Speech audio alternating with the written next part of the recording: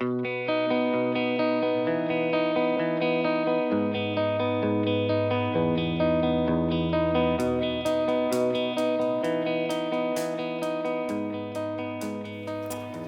we are joined today in beautiful downtown Chattanooga, Tennessee by the media from the floor covering industry, our partners. Let me pause for just a moment because I just said two words that you rarely hear together, partners and media. But in the floor covering industry, we are blessed to have partners, advocates, people that take our message and magnify that message because they too rely on the health of this industry for their livelihood. Even more so, and I've been able to develop personal relationships with many of the media, they care about the people. They care about the people that look to this industry for their livelihood, their heart's in the right place, and we're thankful to have them here. Media, I would just challenge you. You are catalysts for change in this industry, and you will be vital to the success of the two initiatives I'm going to be sharing with you this morning. So we appreciate your partnership, appreciate you joining with us and magnifying this message and holding us accountable and other partners accountable as we move forward. There are other people I want to thank today. I certainly could not do my job without the team that we have at the WFCA. We have a phenomenal, small, but phenomenal team. We have people in Lenexa, Kansas, in Forney, Texas, with CFI, and obviously our team here. We have one in Nashville, Tennessee, who's actually joining us here today. We are thankful for that team. What we're able to get done with such a small group is amazing. And I can tell you that, as I said about the media, that team cares about you. If you rely on this industry for your livelihood, that's important to us. Now, the purpose statement of the WFCA simply says that we exist to ensure the success and profitability of professional flooring dealers and to represent their common interest. And we look at that every day, not just for our members, but obviously the things we do impact the industry as a whole, and you'll hear more about that in just a moment. I want to thank the executive committee of the WFCA, thank them for following my leadership and also for planning some phenomenal ideas that become change to us. We have a very active executive committee, one that wants to do something that matters.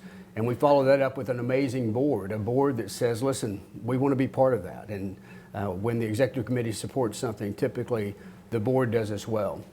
I want to pinpoint three people, and they'll be up here in front of you in just a moment if you're live in the room. And that is Deb DeGraff, who is our incoming chairman of the executive committee, Dean Howell, who will be following her in that role, and Don Roberts, who will follow Dean in that role. They're all here, and they'll be taking some questions from you live and possibly from Facebook Live as well later. But much of what I'll be sharing today would not be possible if it were not for the fact that we have basically lived together for about the last 3 months, looking at things that we can do to impact the industry. Let me say something I think is vitally important, not only to this association, but to all associations. As associations, our goal should be to find the pain points in the industry and to fix them. That's why we exist. It doesn't matter who gets credit. What matters is that the problem gets fixed. And I'm thankful that as you look at the chart on the side, you'll see people who have committed to be part of the solution. And most of the associations in this industry are part of that solution, and many more are considering it will be a part. That's just the list that we have for today. I hope that we can all begin to speak with one voice on multiple initiatives, but certainly on the things that we'll be talking to you about today. So my part of this may be very short. I want to speak to you at a high level. I'm not going to get into the weeds and talk about a lot of detail. I'm sure you'll have questions about that. Much of the detail of what I'll be discussing with you will be worked out on the backside. A lot of those things are still in motion, and we will have meetings coming up all the way through. Hopefully something more solid for you by surfaces, but I think you'll get excited about the things that we'll be sharing with you today. So the first challenge we chose to address was unifying the voice of the industry. Many of you know my background. I'm a vocal performance major, and as a vocal performance major, I've always noted that when you want something to be heard, you combine more voices, right? So some of you probably watch The Voice or some show like that on TV. If you do, you'll note that when they audition, they always audition alone. But by the time they get to the final 10 or 12, you can bet there will be a choir and ensemble backing them up. Why is that? Because when you have multiple people singing the same thing, you hear it differently. It emphasizes and puts power behind that message. That's what we as an industry are really not good at doing. We have a lot of people fighting issues in the industry, but we're fighting them in silos. And it's time to tear down the silos and address these issues because we have a much greater chance of solving them together than we do on our own. And so we wanted to look at a way of unifying voices. In fact, when we went around talking to people over the last few weeks about some of the challenges we wanted to tackle, we heard things like, man, that's like boiling the ocean. That's like herding cats. And you know what we said? You're right. But if you're going to herd all the cats, the first thing you got to do is get them all in one room, right? And when you get them in a room, it's a lot easier to herd them. And so we have to find a way to unify those voices. The first way that we are proposing to do that is starting January 1 of 2020, membership to the WFCA will be free to all primary members. Primary members being exactly those that I touched on, that mission statement, that purpose statement, professional flooring dealers, carpet installers, carpet inspectors, cleaners, all of those who rely on that group for their success. Associate members will still be paying members. They get benefits, including a discount on their space at Tice. But the primary member, those professional flooring dealers, that number that has dwindled dramatically over the last 10 years, we're going to combine their voices so that we can do everything we can to meet the need of that group and that they can do everything they can to meet the need of the industry. So more detail to come on that, but the way we'll do that is simply by collecting correct contact information. Now, the only caveat to that, the only difference is if they choose to take the education platform that we offer at WFCA, and some will and some won't, and there may be some groups that don't want that because they have their own, that's fine. We'll work all those details out. But if they do want it, then we ask simply for a $100 donation to either the Floor Covering Industry Foundation, the foundation who meets the needs of people who have had catastrophic illness and can't meet their financial need, or a new foundation you'll be hearing more about in just a moment called the Floor Covering Education Foundation. So a $100 donation to either of those two groups, a minimum $100 donation, allows them to get the education platform, the online university that is available through the WFCA.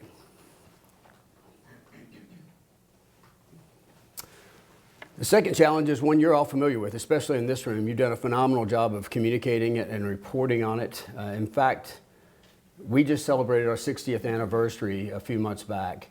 And as part of that, I went back and researched the industry for 60 years and looked at what challenges we had faced. Ironically, one challenge had impacted the professional flooring dealer for almost all 60 years. Can you guess what it was? Installation. Yeah, well, we're really good as an industry at pinpointing the problem. We haven't been real successful at solving the problem.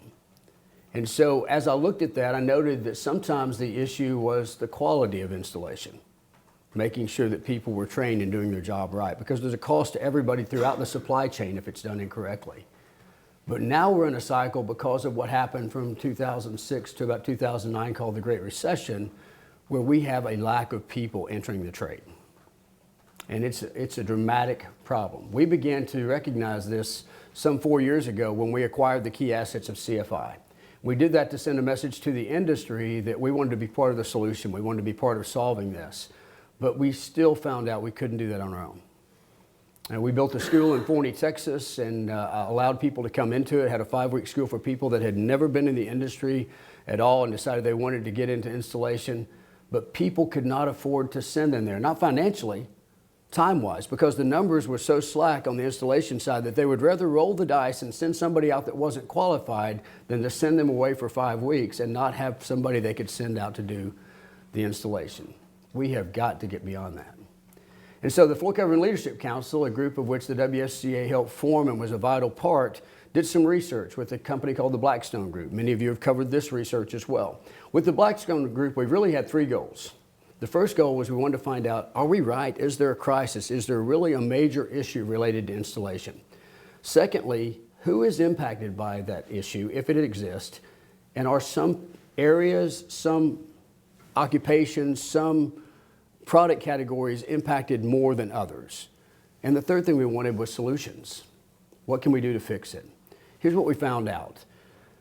On the low side, they found out that we will be somewhere between 3,000 and 6,000 shy of the installers that we need over the next 10 years. On the low side, because that's only if we can meet the needs internally. In other words, if helpers can migrate up to installers, then we're good, and we only have 3,000 to 6,000, which is still dramatic. So if you look at the industry today, roughly 175,000, 180,000 installers out there that identify themselves as installers. So if you think about 3,000 to 6,000 each year for the next 10 years, you can see how that potentially would impact our industry. But we think it's worse than that. Before acquiring CFI had done some research and found out that the average installer was 55 or older. Of those that were CFI certified installers had responded. That means that group is soon to migrate out. If they migrate out and we don't have an influx coming in, then the problem magnifies. Well, that's exactly what the research said. The smallest group that they got surveys back on were in their 20s, which means we're not filling the need as fast as we're losing the need. And so, yes, is there an issue? Yes. Is it impacting some more than others? Yes. I mean, obviously, those where the skill set is more essential to the installation process, they're impacted more. Ceramic, stone, tile, carpet. But every area is in need of professional installers because of issues like subfloor and other things that have to be done right for the install to be successful. And by the way, if the install is not successful, who does it reflect on? Yeah, the retailer. But if it reflects on the retailer and somebody's name is on that product, it also reflects on the manufacturer. So that entire supply chain is impacted by installation that is not done professionally. We have got to fix that. Listen, when I stepped away from Shaw Industries after 25 years, I did that because I felt like I could be a unifying voice in this industry and we could come together to fix issues. I didn't do that simply to join an organization that used to own surfaces. That's not why we exist. The sad thing is, for many people, that's still how they identify us today. I believe that changes today. Because today we're going to announce an initiative where we challenge the industry to solve the installation crisis. I went to the executive committee. In fact, one of them planted the idea for us in this. Don Roberts said, you know what we ought to do? Let's not ask for money. Let's put up money. Now let me explain how that works. When a nonprofit puts up money and doesn't have a revenue stream to replace it, not only are they sacrificing, but they're sending a message. By golly, we're going to be part of fixing it. And the question is, are you? Because as an industry, we've got to quit talking about this issue and we got to start owning this issue. We have to begin to do something about it. So as an executive committee, we unanimously decided to commit $1 million to solving this issue. That is correct. The WFCA, a nonprofit with no revenue stream to replace it, is challenging the industry. Now you kick in, because we can't solve this problem on our own. By the way, it's not our problem any more than it's your problem. It's our problem. We have got to come together to fix this thing. And that begins at the top. Listen, if you want to change an organization, you start with the top leadership. And so we had some powerful meetings over the last 2 weeks with many of the major players in this industry. I remember our first meeting, I cite it because I spent time at Shaw Industries and I got to sit down in a room with some of the top leadership at Shaw Industries, and they saw the passion of our retailers and how they're impacted by this. And they immediately said, you know, we don't own the problem, but we can own the solution. And they committed to being a part of that solution. And we had powerful conversations with many of the major players in the industry. And all of them said, yeah, we want to be part of that solution as well. We need to do this. But it's not their problem, guys. It's our problem. If you're a retailer, it's your problem. If you're an installer, it's your problem. If you're a trucking company, it's your problem. If you're a software company, it's your problem. If you touch this industry in any way, then you benefit from the health of this industry. Fair to say? If you benefit from the health of this industry, you should be part of keeping it healthy. And that means we will continue to have meetings going forward with every player in the industry that we can. And not simply led by the WFCA, but led by the people on our executive committee and our board, having conversations with their suppliers saying, listen, we're part of the solution. Will you be part of the solution too? I hope the answer to that is yes. Now listen, there are many details to be worked out on that. Let me give you some high-level details that we do know. We will be forming a new foundation called the Floor Covering Education Foundation, FCEF. It is a 501c3, will be when everything is worked out on that. And the 501c3, that foundation's primary focus initially will be to recruit, scholarship, place, and retain professional installers. And with these names that you see around us supporting this effort, it will be the first time this industry as a whole has come together on this issue and said, we will fix it. We will be part of the solution. Other details to be worked out. We're going to select a board. Obviously, major contributors will have a place on that board, major leaders within the industry. Also, associations who represent a large influx within the industry will have a place on that board. It's not going to be massive, but it will be powerful because this will be leaders from within the industry coming together and saying, okay, what do we do to fix it? Guys, we've got to quit relying on down cycles in the economy to fix this issue. The only time the installation issue ever goes a little bit lull is when there's a recession. And every time the recession's over, we come back with a problem that's twice as bad as it was before. We got to fix this thing. And we got to quit worrying about who gets credit for it. The industry gets credit for it. We fix it, the industry's better. A rising tide raises all ships. And that's what really matters. Listen, you want credit for this? Be part of the solution. If you're part of the solution, you can live knowing you had an impact on an industry that provided for your livelihood for years. And you want something that will outlive you? That's something that will outlive you. So I challenge you, not just as a WFCA, but I challenge you personally. Let's make what we do matter. Let's stand for something that's more important than us. Let's face these issues together. And when we get this installation crisis under control, then the FCEF will have some other focus. You know, maybe it becomes more the quality of installation. Maybe it becomes education, and how do we unite our resources on education so people can go to one place to find the information they want. There are many purposes that can serve in the long run. But right now, please don't misunderstand me. The one focus will be bringing new bodies in. Recruiting, training, scholarshiping, placing, and retaining those people.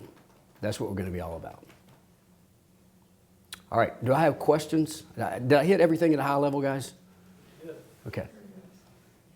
Any questions from in the room here with the media or anything, Tony, that you've had submitted? Catherine? Okay, cool. Steve? You said you're committing $1 million. What are some of the major players committing? Some of the major players are making commitments, but we're working out details on that. I don't want to go too far into that because there may be more, and we've got other major players we haven't talked to yet. I can tell you that we got commitments right away, especially I told you about the first conversation with Shaw, and we got commitments from others, but I don't want to get too far into the weeds on that because there's much more that can be done. There's also the fear if you throw a high number out there, everybody's going to think they've got enough. We don't have enough. This issue is so massive. Listen, we need to rebrand this occupation. We need people to understand it's okay to call yourself a professional installer. It's terrible to me that people go to a neighborhood party and somebody says, what do you do? And they go, I'm an installer. Why? Listen, they do a phenomenal job. They take our product and they make it look beautiful in its location for years. We've got to do something to make people understand. They're not just installers, they're artisans. They're craftsmen. And so it's a great question, Steve, and hopefully by the time it surfaces, you'll have more detail on that. Will there be tiers or something like that? I think there will be. Certainly you're asking based on the volume level of them, but again, a lot of that detail is to be worked out. Todd Saunders is asking, is there a projection on the amount of dollars needed to raise to be able to recruit and give scholarships to enough people to fix the problem? Yes, there is. Todd, that number will obviously be larger as we go forward because we hope to offer more scholarships and impact more people. I can tell you that in the business plan that Steve Abernathy and team have put together on this, that by year 3, we're hoping to have raised enough money to scholarship about 5,500 students to go through, which would get us close to that 6,000 mark that we talked about on the low end. It's a substantial commitment, Todd. We believe that to get this thing started right, we're looking at about $10 million because there's so much involved in the marketing aspect of this, the rebranding aspect, and you also have a lot of front load money that has to go into getting the foundation laid correctly. And then after that, we continue to offer more and more scholarship. Obviously, the more money, the more scholarships we can offer, so the greater the impact we can have. You have a plan how you're going to recruit them yet? Yes, multiple plans actually, Steve. And again, I could get into some detail. Let me give you a couple of high points. We want the training to go mobile. So one of the things we'll do, Tony, I'm going to move behind you real quickly. So one of the things we're going to do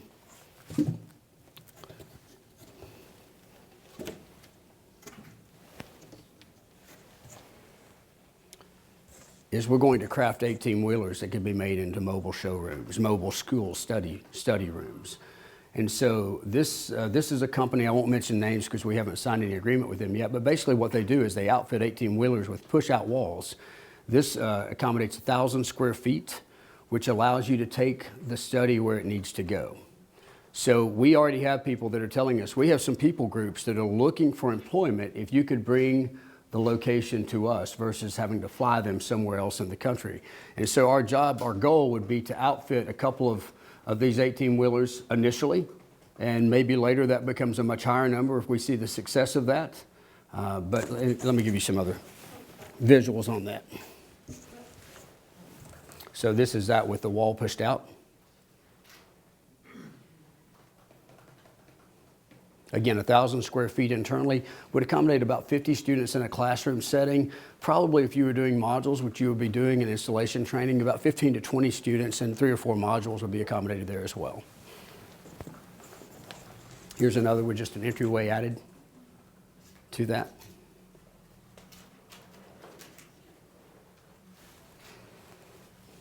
And then the inside of that might look something like this.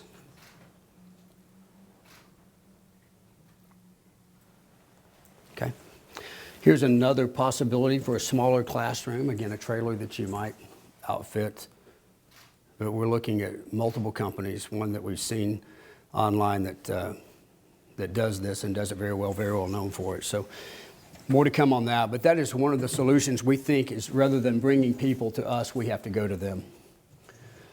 Obviously, Steve, construction is one of the lowest unemployment rates by sector in the United States today. So we're all going after the same pool to some degree. The biggest challenge we've had in the past is if you're going after military, for instance, you have to be able to give them scholarship money up front, no cost to education, and guaranteed job placement. Without a central entity to the flooring industry, that's impossible. So having the FCEF, somebody that can oversee that process, that can provide the upfront money and also guarantee the job placement will be essential to our success. Military. Yeah, with military, but also with other people groups, in Indian reservations, people groups like the Amish, whatever it may be. There are places we can go where we can have an impact, and they're waiting for someone to come to them. By the way, all around the country, with the way the unemployment rate is right now, the need is there. Get Don? the word out that we actually have an industry that employs people, right? Yeah, I mean, we looked at, you guys are probably somewhat familiar if you're at the CFI convention with this Build My Future. So Build My Future is an organization that introduces young people in high school to construction trades. They actually go into an arena and they hands-on get to experiment with these different trades.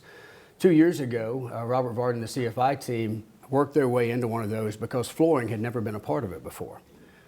They were so successful that the students that attended said that was their favorite booth. And so they went to the Build My Future organization and said, we'd like to do a Build My Future specific to the flooring industry, Build My Future Flooring, which they did last summer in Dallas, Texas. We had a couple hundred students show up for that, and the comments were amazing. People talking about this being, an event that really opened their eyes. The guidance counselor herself said, she looked down at the floor and she said, I had no idea that there were people that actually did this. One of the dangers to not telling your own story is other people tell it for you. So in the field of installation, if we don't tell people that this is a viable occupation, if we don't show examples of people who have had success as installers, then the only story that's out there is $99 whole house install, free install, which is a great marketing ploy. The problem is if you're in installation, it basically says your job really doesn't matter. What matters is the product itself. And we've got to begin to tell the story again. We've got to begin to communicate people that are having success. We have to put people out there in front that can communicate to millennials and new people coming into the industry. So many of you here in the room met Marquise last night. Marquise is here for that purpose. Marquise is a professional installer. 5 members of his family are installers. Marquise does his job well. He carries himself professionally. And when I met Marquise, I said, man, you're the kind of person I want to put in front of people and say, this is a viable occupation. This is something you can do. So we brought Marquise up yesterday to talk to him, to see if this is something he would consider. People like Marquise are the ones that we have to communicate through YouTube and other means that there are people out there doing this and there are benefits to this profession. We have to give people a progression. within the profession itself. We have to tell them you can start as an installer and maybe have your own team one day. You can be a boss. Maybe you'll open a retail store. What percentage of our retailers do you think started on their knees? It's a pretty good percentage, but we don't tell that story well. And media, that's where you come in. You've got to help us tell that story. You've got to hold us accountable to telling that story so that we can let people know this is something you should desire to go into. We shouldn't have to coerce you to go into it. You should desire to, because there's so many benefits to being in this occupation. These are all people that have said to us in some way, either we're going to help you grow that membership at WFCA so we can speak with one voice, or we're committed to being a solution as it relates to the installation crisis, or hopefully both. That's the intent. By the way, this is not a complete list. This is the list I was able to get on my knees and write down this morning. There may be others. And if you sent me an email and you're part of this and I didn't put you on, I apologize. We've had so much going on here at the last minute, but I just wanted you to be aware these are people that we know we have a commitment from to be a part of the solution. By the way, I have another sheet. I'm moving right here. So for everybody that asked that question, we'd love to add your name to this sheet. We have room for a lot more people within this industry to be part of the solution. Now listen, let me say it very clearly. Either you know the problem and you're doing nothing about it, which means you're part of the problem, or you're part of the solution. And our challenge to you is you're not doing it alone. We put up the first $1 million. You're joining us in solving this problem. Guys, together we can do this. Alone we've proven we can't. Kathy? Now, there's a question about the timeline, particularly from funding to graduation. You're talking about from a student standpoint? Again, much of that is to be worked out.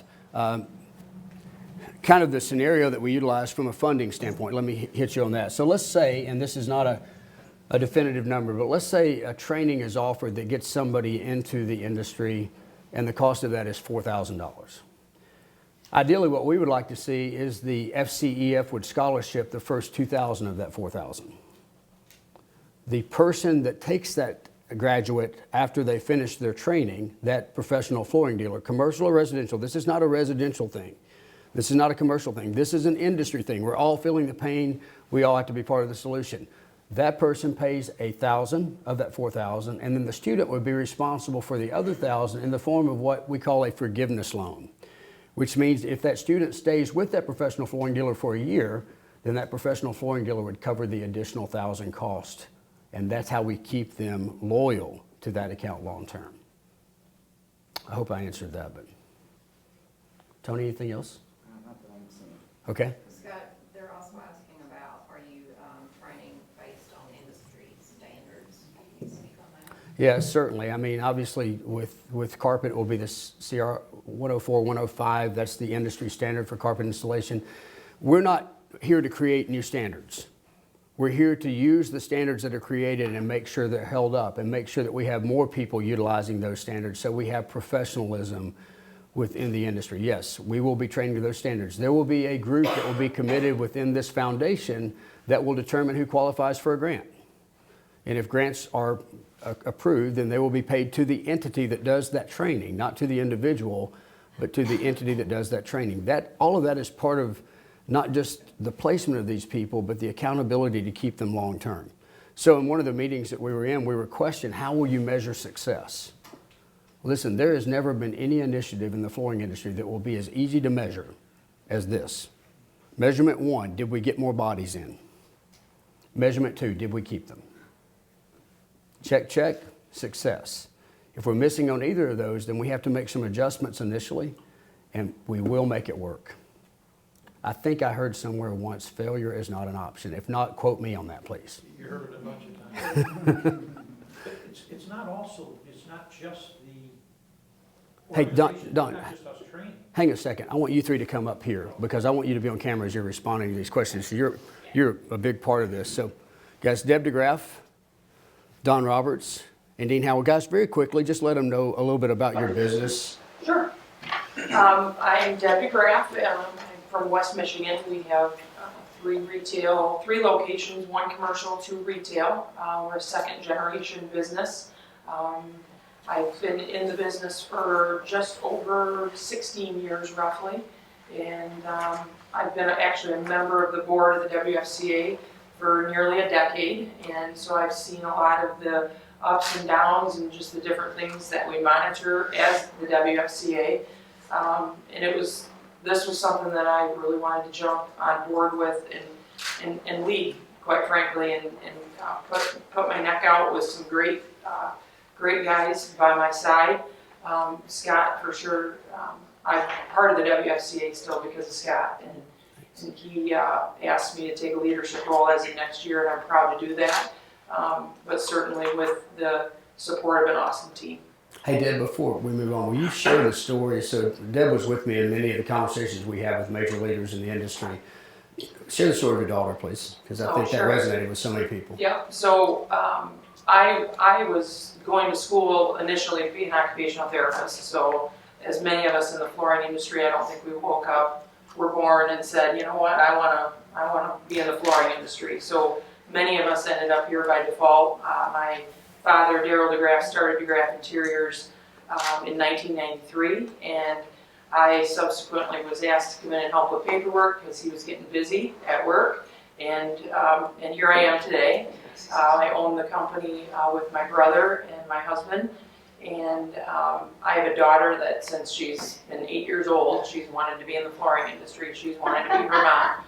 Kind of a cute story. We were sitting with a good friend of mine that works with us, and we were talking like you do to 8, 10-year-old kids, you know, well, what do you want to be when you grow up? And she looked this gal in the eye that works for us now and still works for us and said, I want to be your boss. Now that's a gal that's got a little bit of her mom in her maybe, but and so when I hear the numbers and the staggering, you know, numbers of installers that are leaving our industry and that we're going to need, you know, when I guess started purchasing the business from my father when he retired, we were going into a recession, so that wasn't the easiest time to get into the business, but it made us stronger, and we're here and successful today because of that. But I want, as a third generation coming in, and if this is truly what my daughter is aspiring to do, this is a great industry to be part of. It's an amazing industry, and there's no shame in being a carpet carpet salesman, or any of those parts of the industry, installers, everybody. And so I want to give her the best opportunity I can, and at the time that she's now 17 years old, she'll be a freshman in college next year, and I don't want to bring her into an industry that I see as imminent failure because we just don't have the technicians and the craftsmen to put in the product that we're trying to sell every day. So it's more not just so much a legacy thing for me, but just being able to carry the third generation and give her the best opportunity that I can. That's good. Thank you. Don? Well, I'm Don Roberts. I've been in the industry, started my 45th year in July, which happened to be the year that she was born. That's true. Yeah. We have a lot in common. Yeah, generational thing, I guess. But yeah, I've seen so many changes in this industry since my days starting with New York Carpool back then, and coming through. I own with my partners Terry and Ellen. We have 4 businesses in Alabama, 3 in Birmingham, and 1 in Tuscaloosa, and we're in the process of building another location in Huntsville. We see this industry going upward, not going downward. And you know, one of the challenges that we've had has been this installation party. Even back when Scott and I were together back at the Shaw days when Shaw got into retail, and we did the surveys back then, and that's like 23 years ago.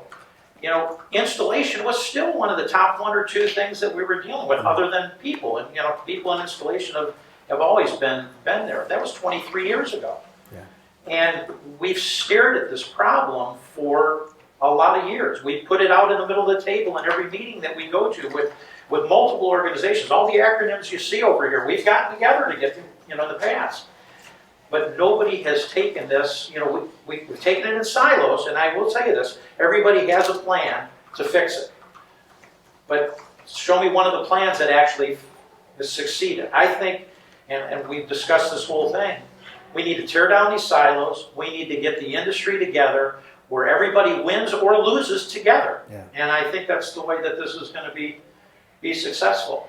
But Hey, Don, share this, what you shared about your carpet installer that you shared in the meeting. well, one of the things we were talking about was, our good installers. And when people say they don't have a problem, my next question to them is, how old are your crews?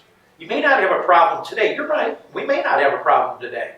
How old are your crews? Well, then they go, well, yeah, you're right. They're between 55 and 65, My best carpet guy, the guy that can do anything carpet, I mean anything carpet in my business, is 72 years old. I cannot get the guy to train people. He's got an awesome personality. He's just not a trainer, And one of these days he's either going to retire or have a heart attack or something's going to happen, and I'm going to lose that skill set.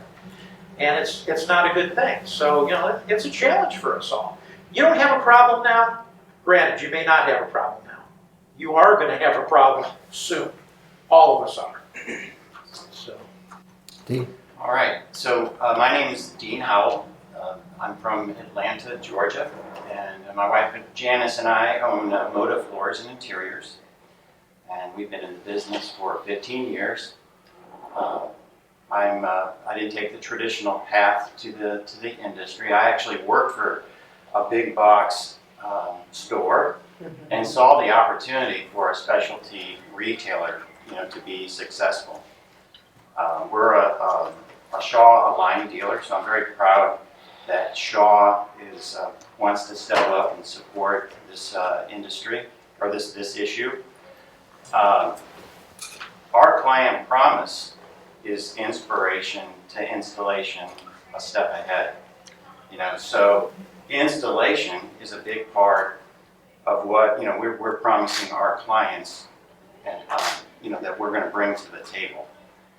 And we're not offering free installation or $99 installation. So for us, it's absolutely critical that we figure this out, that we solve this. And being a part of the Shaw line dealer and on board at WFCA, I have the opportunity to network with lots of dealers, and to a person, everybody acknowledges this issue. I actually don't know anybody that says that, this is not an issue, but nobody knows how to solve it by themselves. It's just bigger than any one individual. So I'm really excited about this. Again, when you talk to individual retailers, they all have their own story. I would tell you one from Moda is that over the last 5 years, we have a mix of business that's not unusual, 60% to the trades, 40% retail. But we had large periods of time where we couldn't install tile. So we had to prioritize, and we took care of our trade accounts because those are the folks that gave us business on a repeat business, and we had to tell, our retail clients, hey, we don't have enough. We'll love to sell you the materials, but we don't have the installation, to make this work for you. And meanwhile, we're supposed to be, inspiration to installation, a step ahead. So again, I've challenged the industry from the top down to make, to really come together to work on this issue. Thank you, Dean. One comment that's come up on the board from Facebook Live is a question about why installers have not been a part of this. I want to assure you that they have. In fact, the business plan was created with installers being a part of that business plan, and we invited Robert Barden to be here with us today to represent the installers. He is unfortunately at a show in China right now, so don't want you to think that we slighted the installers, and hopefully because CFI is now a part of WFCA, we never see ourselves speaking for one entity or the other, but for both and the industry as a whole. Guys, if you have any questions directly for the executive committee here, feel free to ask. Don, anything Scott, I'll say this. One of the things that I do in my, not just in my business, but I consult with dealers across the country. Most of the time I get involved with these dealers when they're in trouble. It's not usually prior to that. It's usually they're in trouble some way, somehow. And I can tell you this, a lot of it is, again, it's tied back to two things, right? Good people in your business, but good installers with your business. And the other thing that we're going to deal with in our industry that's changing, especially with all the millennials coming in to the picture, millennials are looking to work for somebody, not necessarily own their own business. I think their mix is probably more towards employment than it is to be a subcontractor business owner. And this gives our industry the opportunity as well. I have a third of my installers that are employees. I have 2/3 of them are subcontractors. I would like to have more employees, but a lot of them don't want to be because they're my generation and they're still free thinkers. But I think we're going to also have that opportunity to have employee installers. And I challenge the retailers out there because this is something new to them. Most of them don't have employee installers. Most of them have subcontractors, and they need to educate themselves. We need to talk and discuss how to make that happen for them. But people want benefits. People want vacation time. People want to be part of a company that they feel like a part of a team. Not that subs aren't part of a team, but it's different when they're your employee. So I think I would challenge you that every flooring contractor out there uses probably the same 3 or 4 crews every day, and maybe adds the additional subs as business is needed. Look at bringing on some of these guys as employees. It'll definitely make you stronger. Anything else? All right. Guys, thank you very much. I will just say that I think today, at least to me, as somebody who's been in the industry now too long, about 59 years. My dad, as many of you know, owned a carpet mill. I started working that mill when I was 7, so I've been in it a long time. I've seen a lot of changes, much of that obviously when I was very young, just as grunt work. But as I've looked at the cycles of what's happened in the industry, I don't know that there's ever been a time that the industry as a whole has embraced any one issue. I think we've done that within product categories before, but I don't know that we've ever done that to an issue, partly because there aren't a lot of issues that span the grade of all different product categories, but this one does. And I believe that together, this will be a pivotal day, that we will look back on this day and say that we were either part of the solution or we once again looked it off and pointed at somebody else to solve it. It is vital, it is essential that not only you, the media, but everybody who's tuning into this and all that will read about this in publications or see it in some podcast will understand we're not simply telling you about an issue that's out there and telling you who's involved. We're begging you, we're asking you to be part of the solution. Together, we can do what none of us individually can do. Listen, I used the quote multiple times when we had our meetings, and I hate to use it again, but the truth is, if not us, who? And if not now, when? Do we keep pushing this issue down the line and expecting somebody else to solve it? Or do we want to say, you know what, we're going into a new year and this is the year that I'll commit myself to doing something that helps the industry that provides for my livelihood? That's what we're challenging you to do. So again, the 2 initiatives that we've talked about today is free membership for primary members to the WFCA. We'll be implementing that right away and getting that started. We'll be at all the shows, giving you an opportunity to simply come by and give us your correct contact information, and we'll put you on that list of people that are part of the solution set to solve this. And the second is what I would call the $1 million match, where we have put $1 million up as a nonprofit, again, that doesn't have a revenue stream to recoup that $1 million, to say, we're serious about this and we will be part of the solution. Yes, Karen? What is the timeline, maybe unfair, but what's the timeline to implementation? I mean, what in your mind, what do you think the timeline of implementation? At a high level, we think it takes about half a year to really get this whole thing set up, grounded, people put in place that can be a part of that. Again, when we get the board formed, they'll spell out the details of all that, but we know that in year 1, our recruitment efforts won't be nearly as vital and as vast as they will be in years 2 and 3 and ongoing. But we should be seeing some type of implementation 2020.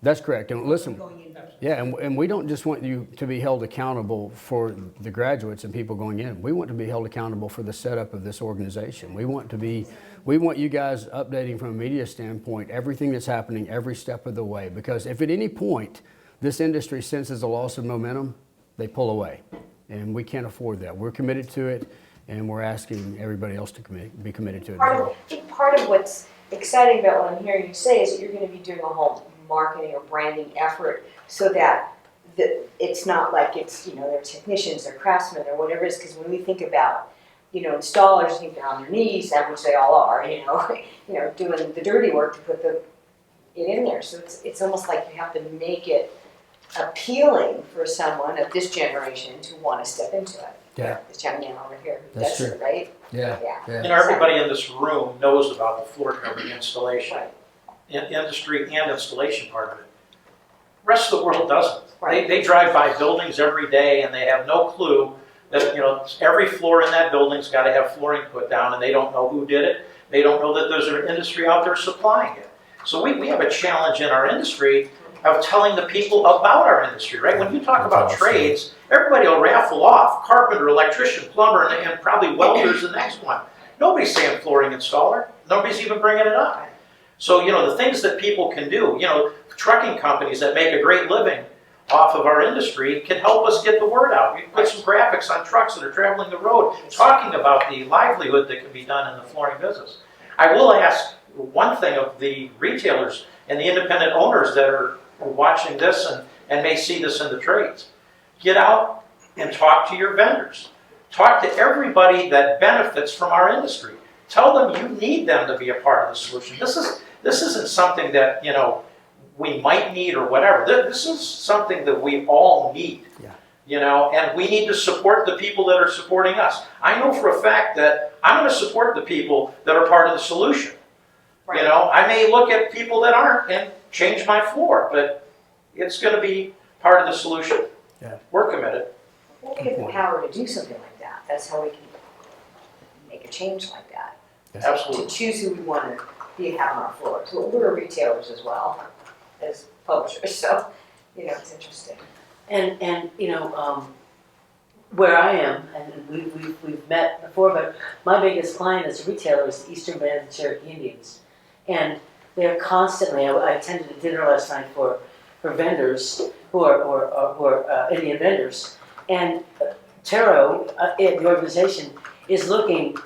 They're looking everywhere for people to train the tribal members who are looking for jobs in the job bank. They're looking for.